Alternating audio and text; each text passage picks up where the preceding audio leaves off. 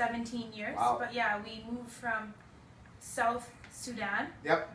but to people in Canada, they look at it as like it's in the east, Okay. but that's the easiest way I can explain it. Fair enough, fair enough. Now, you, your new song, Tell Me Something, it's only been up there for a week or so, but it's getting huge numbers on YouTube. How's that been for you?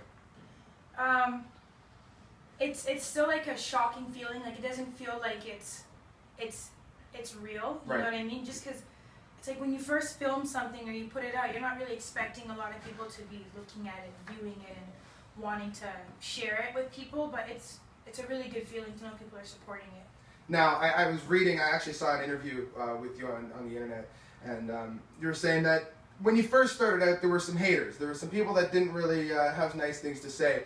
As a new performer, as a new artist, how did you kind of get over that hump? How did you kind of fight through it and just keep that out of your mind? Well, to be honest, I look at it as like every day in life, whenever you want to do something, there's always going to be obstacles, whether that's people telling you, I hate what you do, or your family not liking it, or just, I don't know, something's just stopping you. But if you truly love it and want to do it, you keep going for it, you keep going for it. Overall, in the end, like you start to overcome those obstacles, it just becomes easier. Nice. Well, no, that's a very positive message for anybody really trying to make their mark on the scene, which you have done with your 2 videos. Now, you came from South Sudan, and you're living in Calgary right now.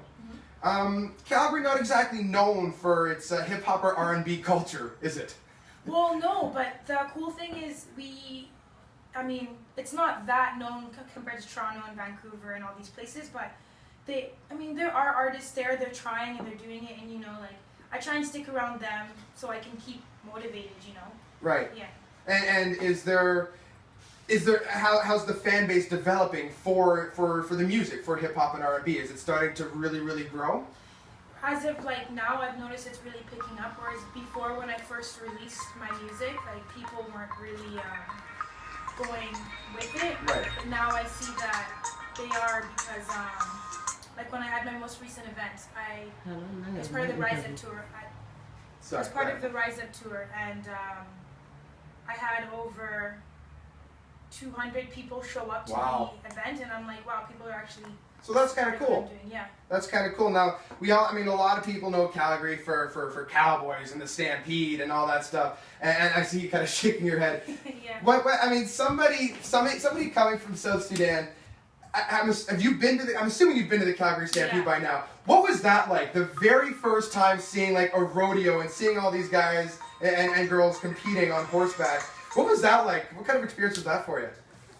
To me, I was like, this is kind of weird. I was like, what are people doing? Like, just because when you see a bull, right, and you see the person fly off of it, it's like, why do you want to do that to yourself? Why would you want to do any of that to yourself? Right. You know what I mean? But you get adjusted to it, you get used to it, and it's like, oh, okay, this is how the city goes.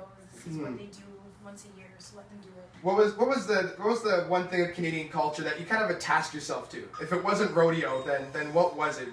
Did you become a Calgary Stampeders fan? Were you a hockey fan? Or did you just kind of stick to your own kind of thing at first and then just kind of grew with your classmates?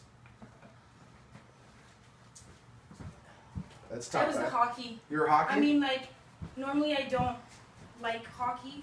But going to school with my friends and them giving me like the Flames tickets and them being such big fanatics of it and whichever, so I'm like, okay, let me go to the Saddle Dome with you guys and it just became something I enjoyed. This Nice. year, when I saw Calgary and the Canucks Yep. go against each other, I've never felt my city be so like into it. There were like 12,000 people filled on this one street, 17th Ave.